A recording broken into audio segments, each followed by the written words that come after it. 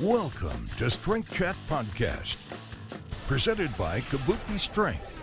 Introducing your hosts, Chris Duffin, the mad scientist of strength, Rudy Cadlove, mature athlete and coach, and the wizard of training himself, Brandon Sen.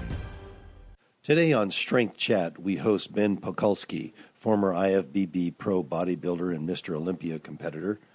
Ben is in Tampa, Florida, and has a company there called MI40, in which he trains newbies and experienced and pro folks in the art of bodybuilding, all things bodybuilding. In this podcast, he talks about some of the techniques that he uses and the things that are important in developing proper muscle hypertrophy, time under tension, his MI40 plan of 40 days and 40-minute workouts, emphasizes the problems with overtraining, and has some great analogies to help people dial in their programs. So take a listen here to Ben Pakulski on Strength Chat. Welcome to Strength Chat with your host, the mad scientist of strength. That's right, myself, Chris Duffin. It sounds a little off today. I don't know what it is. My voice is... Are you off today? I'm off today. It must be the cold. Yep, you have a cold. No, I don't have a cold. I am cold. I am cold. It is. I am bundled up here. It is cold here for sure. I'm blistering warm. Brandon is over here saying I'm weak, and he... Wait a minute, Brandon. He's got a sweater on. Oh, and sure. shorts. A beanie with this hoodie over the top of his beanie. Because I'm bald. And you do have shorts on. I admit, you do have shorts. That's because he doesn't own a pair of pants. That is. Have you ever also, seen him in a pair of Well, pants? maybe you guys should pay me more so I can afford them. Maybe you should manage your money better. Bread and crumbs is all I get. It is cold though. It is. And it's so not so much as cold outside, anyway, it's cold inside. The wizard of training is sitting here, bundled up as best he can while still in shorts, and my partner on the right, our mature athlete and coach, Dr. Rudolph, is bundled up as well. We have a bit of an issue going on here in the Kabuki Strength World Headquarters. We do. Our only location. World Headquarters, baby. World Headquarters. So we're primed for world domination. That's not. It's true. It is our world headquarters. It is our world headquarters. It's a little misleading because it's our only location. No, it is not. We have two addresses. Oh, your apartment in here? 14350 Southeast Industrial A and 14360. So which is the real one? They're both the real. The other one's the other building. One's Just because there's a hole. We'll have to contend with Jesse, which is the actual headquarters. Just because there's a hole through the wall connecting our two buildings does not mean there's one building. It is. Okay. It is. That's fair. So your gaming room is not the world headquarters. That is the world. It's at the highest point. So it is the highest summit. point. It is the summit. Yes. Yeah. On the second floor, yeah, exactly. With the couches. Do you guys have the kegerator up there yet? No, I would get no work done. I can't do that. Yeah. You got a new TV though. Yeah, we did get a new TV. How big is it? 65. 65. Yeah. That's got to be awesome for the Nintendo 64. Yeah, there's a definite technology gap there. It's a lot better, but it's like you can definitely tell that was from the 90s. A little pixelated? Yeah. Yeah. That's what my son says when he goes up there. He's like, it's really pixelated. Oh, he can't stand it. You don't know. That was the height of like technology at the time. Yeah. So, yeah. Anyway, we're cold here at our world headquarters. You're cold too. I'm drinking a nice coffee. You are. But we had a leaky roof, and they decided to fix the leaky roof by coming and breaking our gas line. So now we are both have a leaky roof, and we're wet and we have no cold. And we have no wet and cold. We have no gas. And it decides to snow today for the first time all year. I know. Early release for school. I got to pick up the kids soon too. All right. Well, the snow's not even sticking. But there's flakes in the air. It's the end of war. It's in Portland when it snows. Everything shuts down. Well, let's quit boring our listeners. It's not snowing in Tampa. It is not snowing in Tampa. It is actually warm in Tampa, from what I understand, because we are speaking live through Tampa with recently retired IFBB or former IFBB pro Ben Pakulski, renowned coach and author as well. So welcome to the program, Ben. Thanks, gentlemen. Thank you for having me. It's I've been looking forward to talking with you for quite some time because your name's kind of synonymous with intelligent. And I'm reading. I'm actually, this is not my word. I'm stealing it. Intelligent and healthy approach to bodybuilding, and that's a pretty big statement. And where did that come from, Ben? I grew up very unhealthy. I grew up in a family of alcoholics and drug addicts and obese people, and I didn't want to do that, but I love bodybuilding. So it's always been an interesting journey for me, man, trying to do it with the least amount of damage possible. And admittedly, it's not always possible to do it with zero damage, but trying to be able to, create a sustainable physique that isn't fleeting and, get to the top of the world. Don't get me wrong. I wouldn't say that I was an angel by any stretch, but, try to do it and maintain some semblance some exceptional level of health, man. And I was always very aware of it. I was always very, paying attention to my blood work, paying attention to how I eat, how I supplemented, and making sure that my blood and body was always healthy. So I guess that's how it started, man. And I had throughout the beginning of my career, I got my pro card basically like everybody else does on genetics and hard work. And then it seemed like that was kind of the end of the road for me, meaning I didn't have the genetics to, quote unquote genetics to just work hard and get to the top of the sport. So I need to find a better route, an alternate route to really allow me to optimize everything I did, man. Those guys up there, man, those guys are so blessed. Yeah, they work hard, but they're just so freaking. There's a certain part of, getting there despite what you're doing instead of what you're doing. Yeah, man. I wasn't blessed, man. I definitely wasn't as blessed, so I had to find a different route. Yeah, and that's one thing that I've always respected about you and why you're on our podcast is the level of thought that you put into both your training, but also how you approach like the movement of what some people would think of is really basic stuff, and really looking at the leverages, how do we maintain tension and stuff of that nature. And I really love the way that you've created a lot of education and help people with understanding that. We take a different approach, because we're not doing bodybuilding, but we're definitely very focused on movement as it pertains to strength and athleticism. And I think sometimes people forget that hypertrophy is also kind of an important factor in that. So, yep.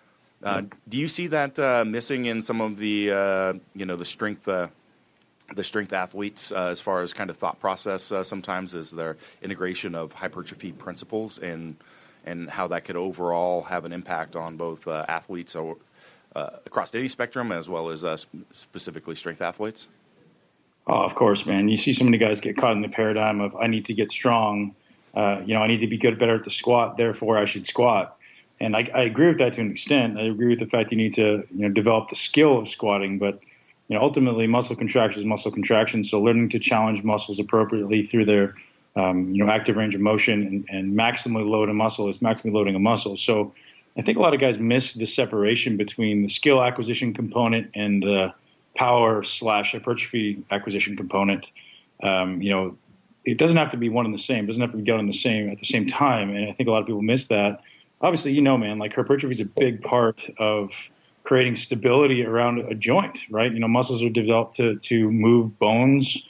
And the more muscle you have, the more theoretically stable the joints will be. So I think it's important that guys create stability from all aspects or all angles around the joint. Yeah, I certainly agree with you on that. What do you think are some of the gaps in that approach to focusing on hypertrophy as far as not from skill acquisition, but like the ins and outs? I know you do a lot around time under tension. Yeah, not even, man. I mean, my focus is first and foremost teaching guys what works for their body, right? Guys will watch you do a deadlift, or they'll watch you do a squat, or they'll watch me do a squat or bench press. And, they go, well, Ben's got a huge chest and he does bench press, therefore I should also bench press. And, Chris Duffin has huge quads and he's a great squatter. So therefore, if I want big quads, I should also squat. And that's not the truth, man. The reality is you and I are built to do those exercises. We naturally fold into those exercises really well. And not everyone's meant to fit into those exercises, or at least not the way we do. You know, they need to find what works for their body and for their structure. And, you know, you got, guys who could bench 4 times a week and never develop pecs because the structures are so different, whereas they've just learned to manipulate the variables. They could actually develop tremendous amount of muscle. And that's the difference, man, is most guys look, they do a bench press and they can't build a chest, so they automatically throw it out the window and go, I must have bad genetics, when that's just not the reality. They just don't know how to set up properly to isolate and mechanically give leverage to the pecs. So all these guys making the cop out around genetics, it's crap, man. It's just like you got to learn how to do it, just like everybody else does. Just it's a little bit different for you than it is for me. So what is your process then for assessing what changes need to be had in that movement or selection of movement to stimulate the hypertrophy? It's just observation, man. Looking at somebody's body structure, right? Looking at somebody's mechanics. Like, a prime example, if you and I lay down and do a bench press, because we have slightly larger rib cage, whether that be from hypertrophy reasons or from genetic reasons, maybe more fibers line up in a better appropriate position to actually use the pecs in a bench press. So most people lie. If you can envision this, all your pec fibers lay flat along your rib cage. And if you're someone who has a relatively small, flat rib cage, when you lay down at a bench press, most of those pec fibers are laying horizontal. So thereby they want to do more work in the horizontal plane. They don't want to press in a vertical plane. So in order for you to actually use more of those pec fibers, you need to be more vertical, or you need to somehow find a way to get those pec fibers more vertical so it can oppose the weight you're lifting. So that's why you get these powerlifters who get this huge arch in their back. Naturally, 1, it decreases the distance, but 2, it puts a greater percentage of pec fibers in proper alignment to actually move the load. And that's what people are missing, man. That, you just need to line up the muscle you're trying to work to have the greatest opportunity to actually do work, rather than mindlessly following everybody else on social media or YouTube and going, well, this guy does it like this, so thereby I should. And there's no thought process, right? It's just, I call it the monkeys, the mindless monkeys, right? Monkey see, monkey do. Just like having a thought process rather than just, blindly following each other. Yep. Yeah, and I think with like the squat, for example, that's a great example as well. Like for one person, it may be a very quad dominant movement, and another might be a lot more hamstrings, glutes, so on. Sure. Because there's massive squatters that don't have quads, and it really depends on that individual structure and what you're going to see from that. Yeah, absolutely, man. I mean, I sat and do a squat for the first time when I was 16 years old, and I squatted 225 for 15 reps or something. I just naturally fell into it, and my quads blew up. Whereas, some people who can squat, and it's all glute, right? It's all lower back and glute just based on their leverages. So you need to learn to manipulate your leverages so that you can have every opportunity to hypertrophy just like I did, or get strong just like you did. It's not the genetic thing, man. Like, it's just learning how to manipulate movements or manipulate your leverage. Like, you got long femurs, try a wider stance. You have short femurs, you're more appropriately fit for a narrow stance squat. It's just simple stuff. We're just looking at your mechanics. I see that, or maybe I haven't seen properly, but it looks like you do some different squatting variations with people as far as like safety, squat bar squats, sissy squats, things of that nature. Sure.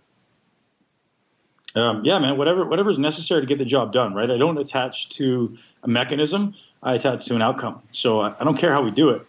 I always say I don't attach to if we want to build your quads, our objective is to challenge the quads through their greatest range of motion, right? I want to challenge them as much as possible, as heavy as possible, through their greatest range of motion. So what does my body position need to look like to do that, right? So it's kind of a backward engineering, whereas most people are like, hey, I want to squat, therefore I need to squat ass to the ground with this narrow stance. And what if that just doesn't advantage your quads to do the work, right? What if my glutes are going to do more work, or what if my quads can't get the greatest range of motion there because of my leverages or because of my lack of mobility and stability? So it's really whatever mechanism is necessary to achieve the outcome I'm trying to achieve. So if it's a quad stimulation I'm looking for, whatever's going to allow me to travel through the greatest excursion of knee flexion extension. If it's a glute development I'm looking for, whatever's going to allow me to travel through that full range of motion at the hip joint. It's just depending on the goal, right? Yeah, absolutely. So in that example, Ben, if we have someone who's squatting and they have like a lot of fold and they're really putting a lot of work into their glutes and their low back, maybe even in their hamstrings, what are some examples of exercises that you might give them to bring up their quads or their actual knee extensors to a greater degree than a squat would? Are we going as far down as like leg presses, leg extensions, split squats, things of that nature? Or do you have kind of a go-to set of exercises for that specific example? Man, completely individually specific. Yes, I'm certainly going to go ahead and give them some stuff to advantage the quad to do work. But whatever that looks like is person to person. Some people, the first step is let's take the squat a little bit wider, I would say, and, not attaching to how my daughter's coming in to say hello. Hi, sweetheart. Not attaching to what it looks like, but more attaching to the external observation, right? So I want to get this knee to travel through its greatest range of motion. So that may require me to go wider. And, most people's attachment is, well, that becomes more of a glute exercise if you go wider. That doesn't make any sense, right? What's happening at the knee joint is all I'm concerned with if I'm trying to challenge the quad. So by taking the stance a little bit wider for most people, you're going to change the mechanics a little bit and maybe even allow them a little bit more hip mobility, thereby allowing them to get more of that knee flexion extension rhythm. So that would be kind of the first step for a powerlifter is like, if you want to squat, if your objective is to squat, let's find a way to make you squat for your body, right? And, for some people that means using a heel elevation. For some people that means going a little bit wider. If quad hypertrophy is my goal, then there's a balance. Then there's a balance between like, hey, I want to learn the skill of squatting for you. And then I want to put you into a more stable environment where now you don't have to worry about all these stabilizer muscles, stabilizing everything of the spine and the core and the hips, maybe like a hack squat. And then I can specifically focus on challenging the knee extensors, right? So I'm a big fan of hack squats. I'm a big fan of lunges, man, for hip mobility and stability, but not a massive fan of leg press, to be honest. I think it's a good exercise, but I think the range just ends up being so limiting. So for most people, I'm going to program squats, lunges, and hack squats. So it sounds like one of the biggest tenets there is total range of motion that's being used for that individual as one of the primary things. Is that fair to say in that example? Depending on your outcome, man, depending on your goal, right? If my goal, if for you guys, my goal is to squat ass to the ground or at least breaking parallel with as much load as possible. So I need to make sure I train that range, right? That would be my objective. If my goal is hypertrophy, well, then, I need to make sure I'm training the entire range with the maximum load that I'm capable of. So with most people, the reason they don't hypertrophy their quads well enough is they just don't pay attention to those points where you're weak. So if you want to build anything, you guys know, like, it's all about the weakest link, right? You're only as good as your weakest link. So I'm going to expose the weakest link and I'm going to challenge it maximally. And for most people, like, that's going to be the bottom of a squat, or I guess, conversely, the short end of a leg extension. But for most people, it's just finding where they're weak, exploiting it, and allowing that to get stronger. So then proportionally, the mid-ranges can be able to get stronger. That makes sense. And it sounds like, too, one of your biggest tenets is getting people to, for lack of a better term, feel the muscle or feel the movement better and increase, maybe their own internal connection to that. Do you find that there's a disconnect between beginners and more intermediate and advanced individuals in terms of how well that works? So for us, we use a lot of autoregulation principles in our training, but we find that newer lifters don't really know what going to failure really is, or they don't know what like maximal effort is because everything's kind of hard. So sure. in the hypertrophy realm, and we're just as much interested in hypertrophy, but do you find that I need some bigger arms? That's why you're on the podcast. Do you find that there's a help us out here? Do you find that there's a disconnect between teaching someone how to feel their muscle when they've never actually developed muscle in the first place? Yes and no.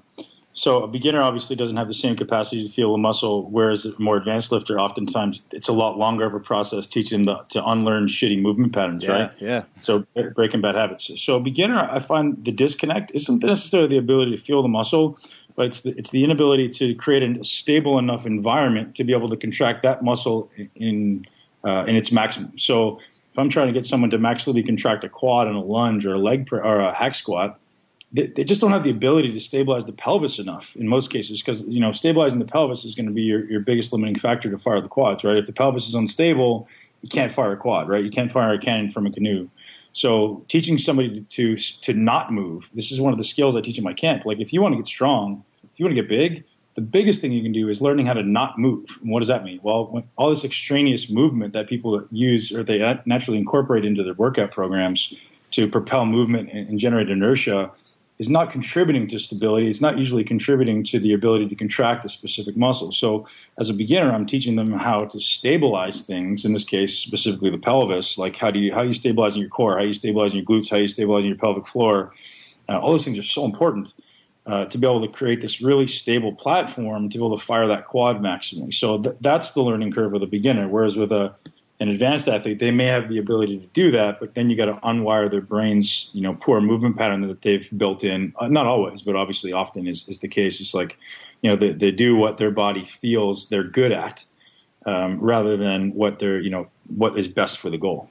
Yeah, and that's a really interesting point, and we find that a lot too. And for us, dealing with strength athletes, it's often having the conversation that, okay, you will have to use lighter weights for a period of time because you have to learn the skill and so forth. But in the first point, when we were talking about finding, what works best for you, do you feel like there's, if we have the advanced lifter and they've been doing the same thing over and over and over, like this similar movement patterns and exercises, and they're like, well, I've gotten to this level, so this must be the thing that's best for me. Is that kind of like a false like feedback loop in terms of the thing that they've been successful at isn't actually the thing that's best for them? Is there, like, how do we have that conversation about figuring out what's best for that individual? Obviously, having a coach like yourself or someone who's, worked with a ton of people and of different backgrounds and stuff is super important. But I know the majority of people aren't going to have that coach. So how can is it more of like bringing more of an awareness to that individual, or what does that really look like? The only way is when, you guys know this, is human psychology, man. When they experience pain, they come looking, right? When they experience a discomfort, some type of pain, they're going to come looking. So people won't stop what they're doing until something hurts, until something breaks. Mm-hmm. And that's just the reality, man. You can't tell someone what they're doing is wrong until it either stops working and they're like, oh shit, I'm not getting more progress, or they hurt something. And that's usually the only way, man. And that's how I found it, man. Like that for me, I had quote unquote the best quads in the world at one time, and it's just hard work. And then once I actually learned how to train them properly, the knee pain went away and the quads got bigger, and it required less overall volume and so many advantages to actually looking deeper. But I wouldn't have looked unless I had to, right? Unless there was some type of pain associated with, unless you make a change, you're not going to get to where you want to go. And that's just the reality, man. So if someone's getting great progress, with squatting the way they are, man, I'm not going to try to fix them. I'm not going to say, hey, dude, do this differently. If they come asking and go, hey, how could I get better at this? Maybe I'm like, well, maybe there's a little opportunity there with this, and maybe it's a little more stability with that. But why am I going to fix something that's not broken, right? Like, I'm not going to teach Chris how to squat and deadlift, until something happens. Then maybe we go, okay, let's have that conversation around why that happened. Let's deduce why that happened, how we can prevent it from happening again. I just want to reiterate something that you guys were covering in the course of that discussion that I have rarely myself heard in the bodybuilding world or community, and that was around making sure you've got a stable point. Yeah, exactly. A stable point off of which to work. Like, so much, like you're saying, that you will not get the right firing or recruitment patterns if you don't have a fixed place to work off of. I think that's great hearing from you.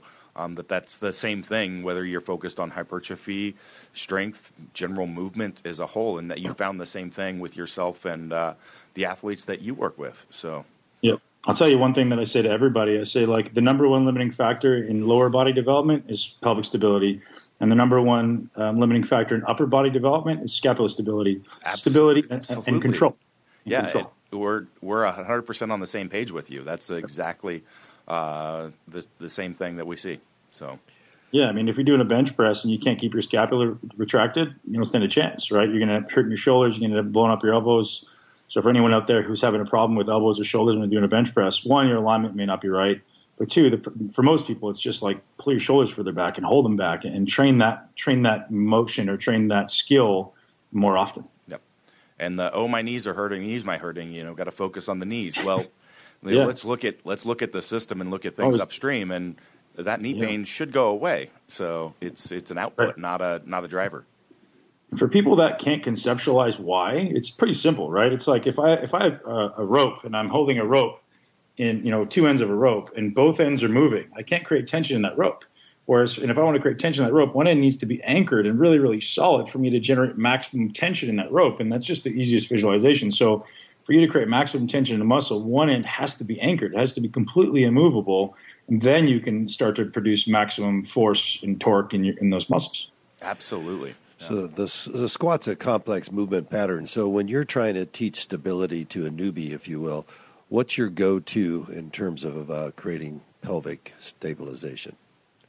I'll take them to a position and I'll make them stay there. So I'll kind of find the suck and I'll make them stay there. So for most people, it's get right to the bottom, whatever that looks like for them. If it's narrow, if it's wide, if its heel is elevated, and I'll have them do 3 to 6 inch repetitions, and just with putting more focus on pelvic stability than you're putting on the quad. The quad will kind of do what it wants to do down there, but if you can learn to stabilize your pelvis in those positions where it's really weak, that's a good start. And so, get down to the bottom, stay there, brace your core, brace your pelvic floor, brace your glutes, see how much stability you can create from kind of all 4 corners of the pelvis. And that's just really what the focus is, man. It's like, in any way possible. So sometimes for some people, it's like, hey, maybe it's getting on the floor and doing some stability stuff. But for most people, it's just getting into those positions where you're weak and your pelvis will definitely be unstable, or maybe it's where the exercise is hardest, right? And challenging it there.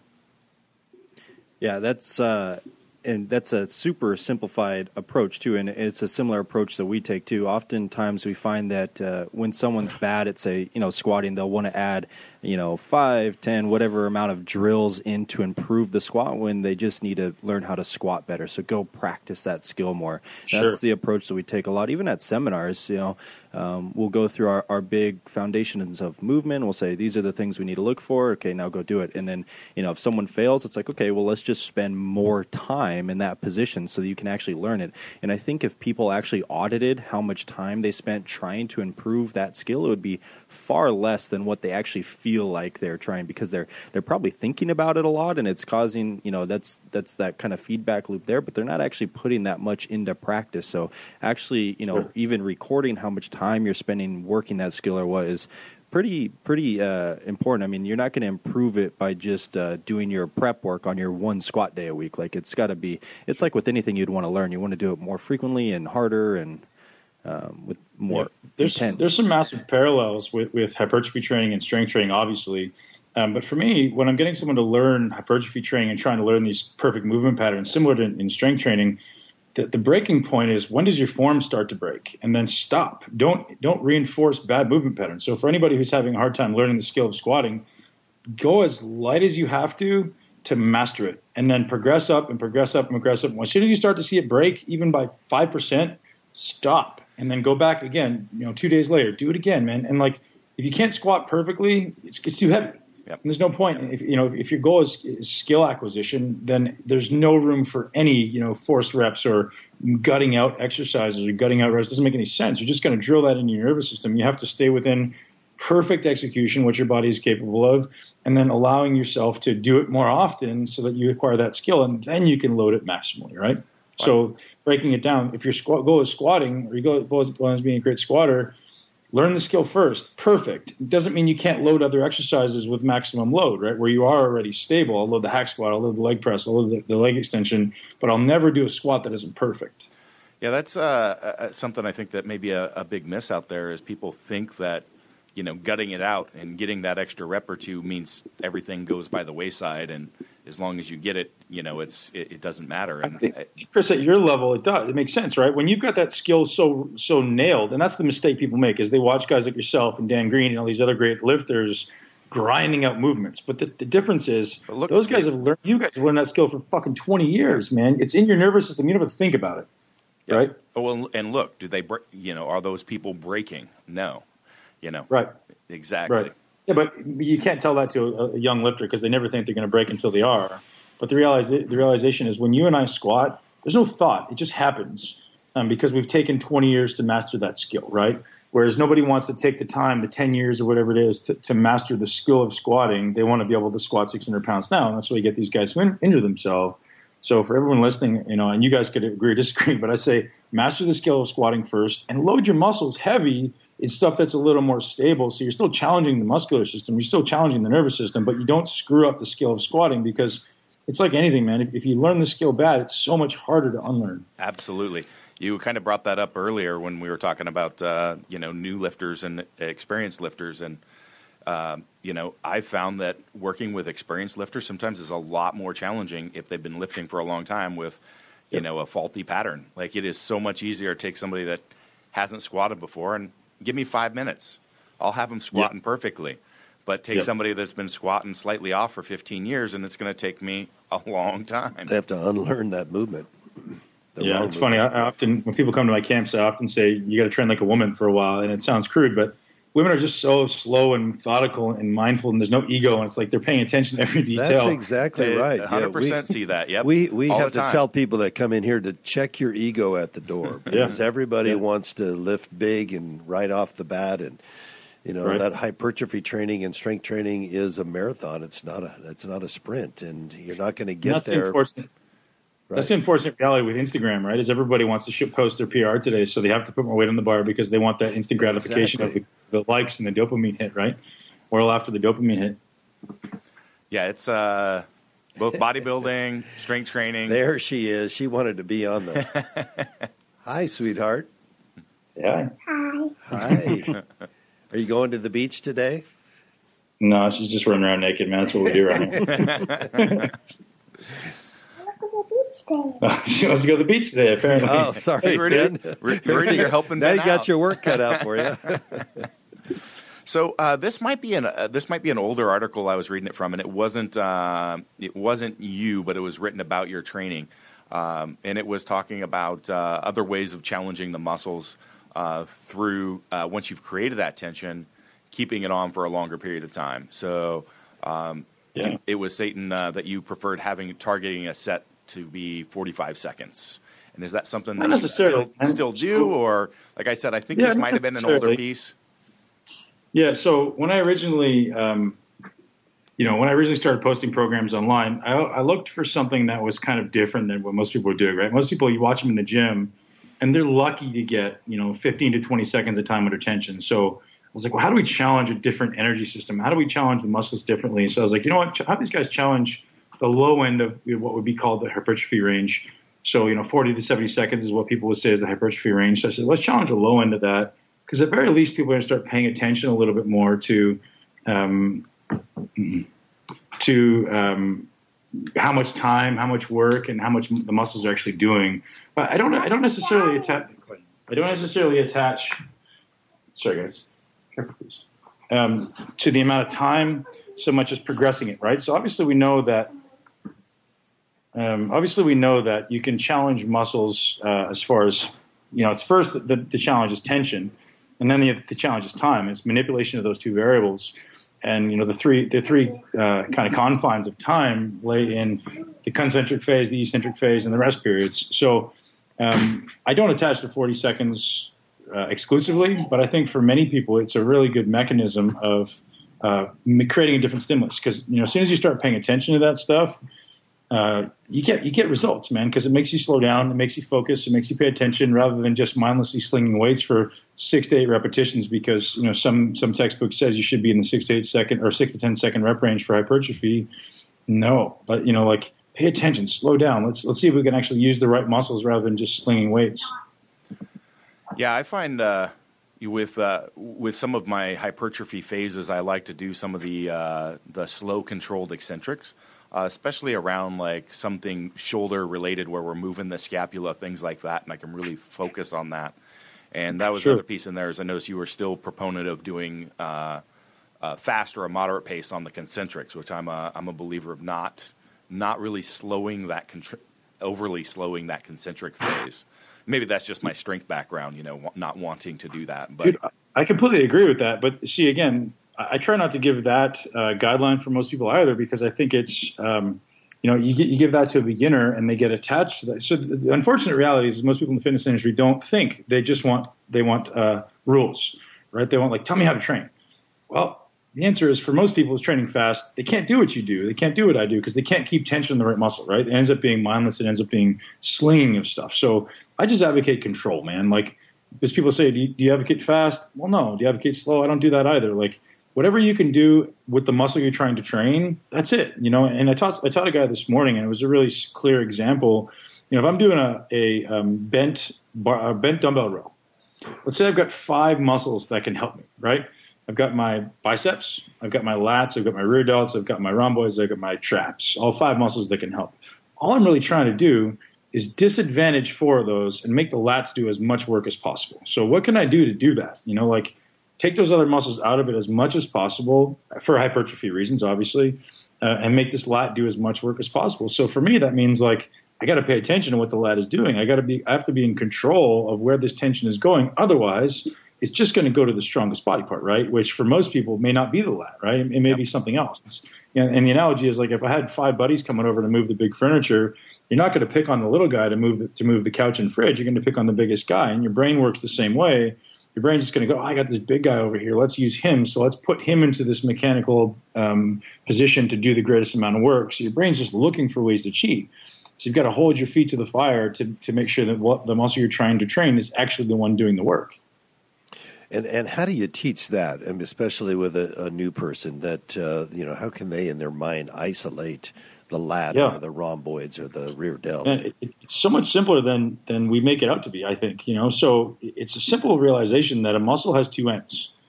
That's it. Like, one end stabilizes, the other end moves. If you can envision a muscle and realize, like, hey, if I can really anchor one end really, really tight, and I can just move the other end closer and further away from it, that's exercise. And then load it, right? So if I'm trying to train a pec, well, I know I've got all these insertions along all these origins along my sternum, and I've got this one common insertion on my humerus, and all I want on my arm, for anybody who doesn't understand what that means, so, you know, my sternum and then on my upper arm, all I got to do is pull that insertion closer to the origin, and then take it as far away as I can and pull it closer together, and take it as far away as I can and pull it closer together.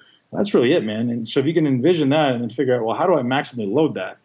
That's the simplicity of it, right? And then once you've learned how to maximally load it in the most stable environment possible, then it's manipulating the variables. So like I said earlier, manipulating time in concentric, time in eccentric, and time between sets. And I think people just complicate it, man, because they're so attached to, you know, watching guys on YouTube and going, well, that guy's got huge pecs, therefore I should do his workout, and not thinking about anything. Like, muscles are easy, man. Like, break it down to the most simple variable and just challenge the muscle, right? Don't challenge the weight. Don't challenge anything other than, how do I make this muscle do as much work as possible? And I guess the hard part is removing the egocentric attachment to, you know, bragging about the PRs on Instagram. I do love hitting PRs, though. I will. Oh, hell yeah, man. Hell yeah. So listen, I tell you what, at least 50%, maybe not now, but at least 20% of the time, I just say, like, I'm just going to lift with my balls today. I'm not going to lift with my brains. I'm just going to come in and just lift heavy shit. I just like doing it. It feels great. I'm not against that. But if my goal is hypertrophy, if my goal is building muscle, then I got to stay with that goal at least 80% of the time, right? So, yeah, man, I'm not against just coming in and gutting it out sometime. I love that, man. I love working hard like everybody else. But I'll tell you what, training hard with less muscles is extremely hard than just doing what your body's good at, right? So, you know, people say, oh, Ben trains lighter weights. Come, try anytime. Right? It's hard, man. And do I use lighter weights during my career? No, man. Like, the objective is just using less muscles to move the heavier weights. So, you know, taking a step another direction here, what does, like, do you do periodization with your training? Do you look at different blocks of training? Sure. Or is it pretty consistent, through the year or year over year? Yeah, very, very different, man. So I look at it in three different types of stimulus. So we've got a neurological stimulus or a strength stimulus. So I'm trying to get my nervous system to adapt. Or I've got a hypertrophy stimulus, which is obviously manipulating volume and time. And then I've got a metabolic stimulus, which is kind of an oxidative stress or fat loss stimulus. So I manipulate those 3 variables depending on what my most short-term objective is, man. So, you know, the best way to visualize it is like 3 volume knobs. So most people kind of train, they go in the gym and they kind of do the same type of stimulus all the time. And eventually the only way to get results is more, right? Like if I'm doing the same amount of volume on all 3, well, the only way to keep hearing it, eventually, you know, like any type of music in the background, you're going to stop hearing it, you got to turn it up. So eventually with that training, you're going to run into plateaus, you're going to run into injuries, you're going to run into massive amounts of stress. So with my thought process, man, if you've got 3 different dials, you only want to ever have 2 dialed up at all times. You want to have one that's completely deloaded. So like an example being right now, maybe I'm doing, 50% strength and 50% hypertrophy stimulus. So like, I've got one of them dialed up or 2 of them dialed up, but the metabolic stimulus is going to be way down.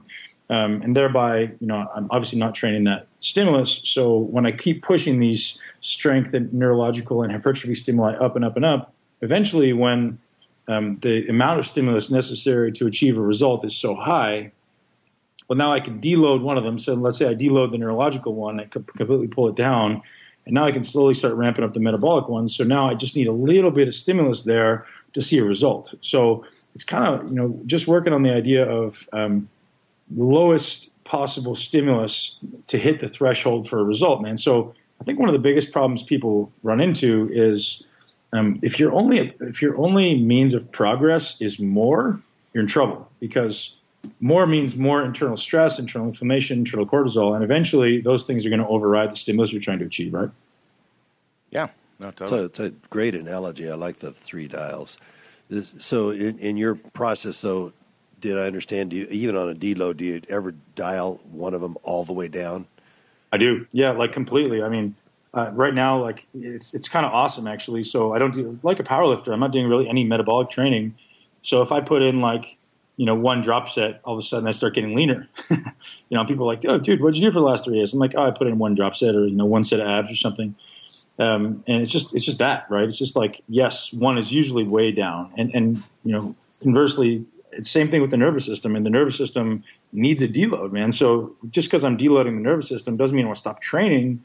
So I'll just do more hypertrophy or metabolic style training, which less strain on the nervous system, more strain on the muscular system, more strain on the liver. So then allowing me to manipulate those things, right? So, as a strength athlete, you should be considerate of like, well, my nervous system needs a break. If I'm not seeing the progress I need, well, maybe I can just train that metabolic system for a week, deload the nervous system, and then tune it back up, right? So that's certainly something that you need to take a look at when you're evaluating your entire life at the same time, right? Because, our stresses are well beyond just that in the gym. So do you look at, talk about it all the time, man. Do you look at like how does my training cycle right now fit with what I've got going in my life? Totally, man. So people come to me and, I'll do 6-month coaching programs. I don't do any less. And I was like, the reason for that is because the first 6 weeks is usually, I'm going to use an expletive here, is unfucking people's lives or unfucking their bodies and brains. And so decreasing inflammation, decreasing cortisol. Well, how do we do that? Well, the first thing you got to do is you got to take away training stress. Unfortunately, like training stress is just adding on top of the crap of their life, right? You can't assume somebody's going to change their life immediately. But so we decrease the training stress by switching them into a more neurological stimulus. So thankfully, neurologically, we can still keep training the muscles and training the nervous system and not have to stress the muscles as much or not have to stress the metabolic system. We tend to be more taxing as far as creating overall stress. So someone comes to me, I'm like, let's figure out ways to start changing stress. So, you guys know the autonomic nervous system governs everything, right? And if you're always in that stressed out sympathetic state, you don't stand a chance of getting strong. You don't stand a chance of building muscles. So we have to learn how to mitigate those things, man. So I think Chris, you and I talked about this before, just like some type of mindfulness practice, some type of meditation or breathing goes a long way, man. Like 10 breaths to switch the direction of your mind or switch the autonomic nervous system into a more of a parasympathetic state is massively valuable in just starting to mitigate those stresses, right? Like, let's remove that stress. Let's remove, whatever it is for you. Like, our lives are so bombarded, from the minute we wake up, seeing 800 emails and texts to then getting in our car and getting cut off by some guy in traffic and getting to work and our boss is yelling at us and getting home and our wife's yelling at us. And it's just like this constant flux of stress. And then people go, oh, and on top of that, I'm going to go add the stress of the gym and make no mistake, right? It's a stress. So, it's just like you got to remove a little bit and try to reduce them. And then we can start ramping it up according to what your body is capable of recovering from. Yeah, absolutely. I see so many people that miss that, just not thinking that they're just thinking about just the factors of them being in the gym. And right. Yeah. And when the solution in the gym is just like, often for many people, man, the solution in the gym is a coping mechanism, just like food is a coping mechanism, right? They're trying to use the gym to bury their stress or to forget about their stress, and good luck getting results if that's the case, right? You have to go into the gym in a great mindset most of the time, if you can, and at least mitigate the stress in the rest of your life. And I think that was my greatest advantage as a bodybuilder was I was completely oblivious to anything in the world, man. I didn't give a shit. Like nothing, the world could be crumbling around me. There could be a war next door. Someone could be dying. Like I was just focused on, I got to go train legs. A blessing and a curse, right? Looking back at it now, you realize you alienate a lot of people. But, at the time, that's how I became successful as a bodybuilder, man. Nothing stressed me out. Like nothing was there. Yeah, I think these guys sitting at the table here can attest to, me in the months leading into big meets when I was still competing. And like, that's what I did. Really fun guy to be around. Yeah, that was my focus. that was it. But it's interesting. It's a common theme with a lot of our guests, Ben, that come on, and we I think you mentioned it earlier. People think more is better always, and overtraining seems to be a common theme from a lot of our guests, saying that they really have to work on people dialing it down so they can make progress. Yeah, I mean, completely, and that's where the 3 systems comes in, right? It's like you don't have to dial everything down. You don't have to stop going to the gym. You just got to learn to kind of manipulate those 3 volume buttons. So if you need to dial down your strength, we'll do a little bit of metabolic stimulus for a short while, or maybe you do a little bit of hypertrophy stimulus. Like just learning how to manipulate those 3 dials allows you to continue training hard and continue allowing your energetic pathways to be challenged in different ways without having to actually stop. So, Ben, can you tell me, with your own training, what has changed since you've retired? So it's we discussed it before the podcast started, but it's only 18 months ago that you stepped away from being competitive, and what's changed? I'll tell you what, man. I'm growing a business. I had a business, but I'm continuing to grow it. I've got a family, and those are my top 2 priorities right now. Training, it's an interesting paradigm, man. You'll appreciate this as an athlete. Like, how do you get motivated after your last hardest challenge was getting ready for the Olympia, like getting shredded, as lean as you can possibly get for the Olympia. And now everyone's like, hey, why don't you get shredded to look into the beach? And you're like, what are you talking about? Like, I said, no desire, man. So, man, I'm actually, for the first time in my life, or at least for the first time in the last 5 or 6 years, I love training, man. Like, as you know, as an athlete, you put so much pressure on yourself to perform every single day that if anything got in my way or if my workouts weren't great, I was pissed, man. I wasn't a good person to be around. So I love going to the gym now, man. I love practicing new stuff. I'm not attached to any process, man. Like, half the time you see me going in there, I'm supersetting like, front squats with headstands or something. Like just being goofy and having fun with it and making sure I have a smile on my face and loving the process and really just living or training for life now, man. I still want to be strong. I still want to look great. But more importantly, I want to feel great. And I want to be able to do shit with my kids. Like I've got 4, 6, and 11-year-olds. So I want to be able to still be the man when they're teenagers and be able to outsprint them and outlift them, for the rest of my life. And that's kind of how I'm training, man. So a lot of my training is based around low volume, low frequency, trying to get kind of the minimum effective dose to get the maximum results. And and I'm sure a lot of people can attest to that. It's like, as an entrepreneur, you got 40 minutes, man, you got to get it done. So, I often call them spider monkey workouts where I'm training 3 or 4 body parts in a workout and just jumping around. It's nice to have my own gym because there's nobody else around. So I got my own gym doing 3, 4 body parts at a time and still challenging the muscle heavy. But, I may not do more than 6 or 8 sets per body part, like max, because my objective is like, how do you stay strong and not continue to build on muscle, which sounds kind of like I need a kick in the balls. I know, but most guys are so focused on getting strong, getting bigger. I was one of the biggest guys on the planet for a long time, so I no longer have any need for external validation from people telling me how big I am. Been there, done that. Yeah. I definitely get you on a lot of those points there for sure. So, Ben, just going back to the start, you mentioned being in the weight room when you were 16 years old. What led you to pursue hypertrophy training over strength training, to choose bodybuilding over some other strength sport? Did you have an athlete that worked with you that you admired? Did you have some idols there? What was your motivation? Tell you what, Rudy, I love that question, man. But I started as a powerlifter, man. I started until I was 21. I was doing powerlifting. I almost did a powerlifting meet, but I was in college. I was in university, so just decided to kind of avoid it. And growing up and a kid, like, dude, nobody in my family has ever been in the gym. Nobody in my family has ever eaten anything other than fast food and Snickers bars. So I grew up around very unhealthy people, very unhappy people. Just the idea of building that superhuman body for me from a very young age was very appealing. But I loved powerlifting, man. Like, I was very strong. 21, I deadlifted 750. I squatted 750. Couldn't bench press for shit. I mean, I got like 335 or some stupid thing. But, I was a strong kid. And then just the aesthetic of bodybuilding, right? I never crossed my mind to be an aesthetic powerlifter. It was just like, if you want to have a great physique, you become a bodybuilder. And I love the challenge of it, man. I love doing the volume. I love doing the things nobody else wanted to do. It was hard, and I sucked at it. And when I was a kid, I associated with being very lazy. Like, I remember just always feeling like, God, I don't want to do this. I'm lazy. So I'm one of these people, and you guys will probably understand this. I'm one of these people where if I can't, therefore I must. It's just always been my mentality. So if I suck at something, I got to do it, man. So I sucked at bodybuilding. I sucked at endurance. I sucked at all that stuff. So therefore, I better go do it. It's my mentality.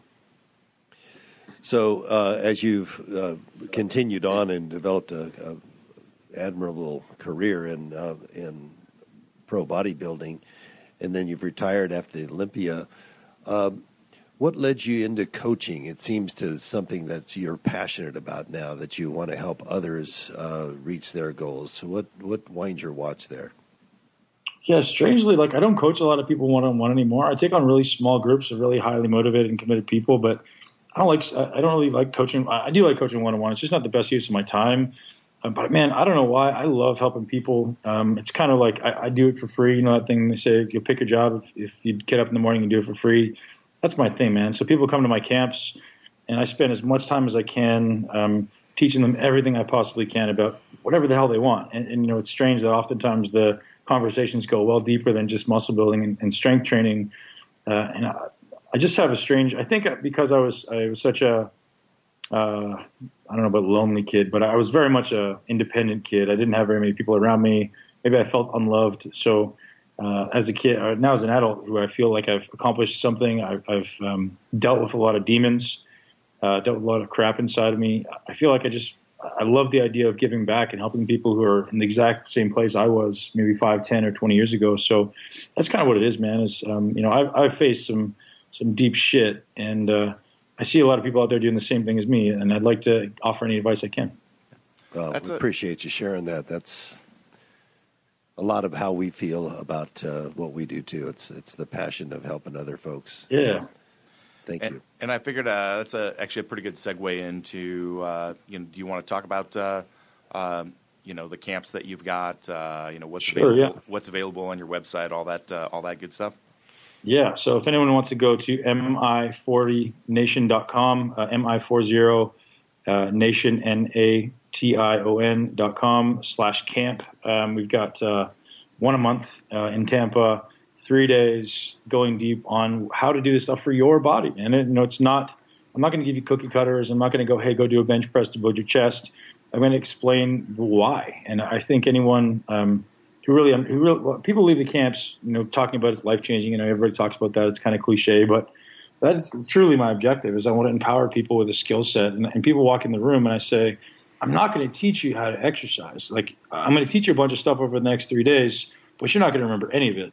What I want you to teach you is a thought process, right? I want to teach you a thought process so when you leave here, if you happen to forget everything, at least you remember this thought process, and now you can go and find your own exercises that work best for you. You can find how to challenge your muscles most effectively for you. Forget about what everybody else does on social media, on YouTube, on these things. And that's kind of what camp is about, man. And so we spend 3 days. First day is going to be chest and back. Second day is double leg day. So we do one session just focused on squats. And then the afternoon session's, leg workout from hell. And then everybody hobbles in on Sunday, and we do shoulders and arms and nutrition. So we do some nutrition stuff as well. And it's really intimate, man. It's like 10 to 15 people max. So people get to spend time with me and my coaches, and it's a pretty awesome time, man. I just literally finished one 2 days ago, and awesome group of people that flew in. I get people from Australia, New Zealand, all over Europe. You guys know this stuff, all over Canada and the U.S., South America. So very blessed to be able to influence people, man, and help them along the journey. Awesome. Yeah, so for anybody interested in check that out, go to Ben's website, and lots of information there. So. Thanks, guys. I've been trying to figure out myself what MI40 stands for, but it's muscle intelligence. Okay. Yeah, muscle intelligence. So I got that part. What's the 40? 40. When I started it, I based it all around 40-day workouts and 40-minute workouts. Okay. So like 40-day phases and then 40-minute workouts. Because people wanted to have something to attach to. I like the idea of. I really believe that 6-week workouts is kind of a good amount of time before. I used to believe that a good amount of time before you have to change the phase. Now I'm pretty aware of the fact that it's very different for everybody depending on your ability to recover and your nervous system and these things. But, I started this in 2010, so it's been around for a while. And, the 40, I like the idea of, and again, even with the 40-minute workouts, I don't attach to doing 40-minute workouts. But the reality is if you tell someone, hey, man, you don't get 2 hours to work out today, you only get 40 minutes, that little bit of urgency in people just makes them be a little more focused and do a little bit of work. And so I still like that idea. Most people go in the gym and it's 30 minutes of social time, 20 minutes of chatting to the girls, and then a few minutes of selfies and no actual work done. So, sounds about right. Yeah. Hey, man, if that's your thing, that's your thing, right? He's talking about you, Brandon. I'm pretty sure. I'm not social at all. That's why I have a beard, so people don't approach me. If you're nice, maybe Ben will give you a calf workout. Then. Oh, there we go. Yeah. That could be helpful. Custom calf workout for us. That would get the internet haters away from me. Yeah. Man, so speaking of that really quick, like weak body part training is kind of something that, everybody comes to me for. And, Brandon, they're making fun of your calves. But the thing that everybody mistakes, like if you have a weak body part and nobody's listening, one, the exercise selection is huge. But training the places where you're weak, man, everybody attaches to like, I need to put more load on this. Forget about the load. Train in that lengthened position and that shortened position, particularly the short position where you're weak. Spend time getting really, really strong there, and every body part grows, man. Like there's no such thing as genetically weak calves. That's what most people may make you think. See? Nah, he's just genetically weak. Okay, here's how this all came about. There was a photoshopped picture that went around that was completely fabricated. That's true. That can't be denied. That is true. That is. We will reveal. That's right. He doesn't have bad calves. You see that? For a little guy. For a man with little calves. So, all right. Well, I think we're getting close to running up time here. Ben, do you got any last things that you want to hit on? No, man, but give a shout out to my podcast. And you and I did an episode, man, and that got great reviews and people loved it. So if any of your listeners want to check that out, I'm sure they love to hear the tables turned on you, man. So will do. So the Muscle Expert is Muscle Expert podcast. That's right. Is Ben's podcast. Definitely check it out. He's got. I was actually just looking through some of your recent guests this morning, and got some great guests going on there. So yeah, I try to get a little different sometime. I try not to stay within kind of the circle jerk of bodybuilding and strength training, because it seems like everybody gets recycled on the podcast. So I try to get a little outside the box, but man, it's definitely a fun thing to do. Yep. All right, Brandon, you got any last things to add before we close out? Yeah. I am much more mentally stronger than you, and if anyone wants to ascertain that mental strength, you can head to kabukistrength.com and check out our coaching portal. All right. Nice job, Brandon. Thank you. I'm glad to see the salesmanship is starting to blossom. Yeah, I'm adaptive. That's great. Ben, thank you for taking the time out of your schedule to share your knowledge with us today. We appreciate it. Boys, thank you very much. I appreciate Ben. you. All right. Thanks, Ben.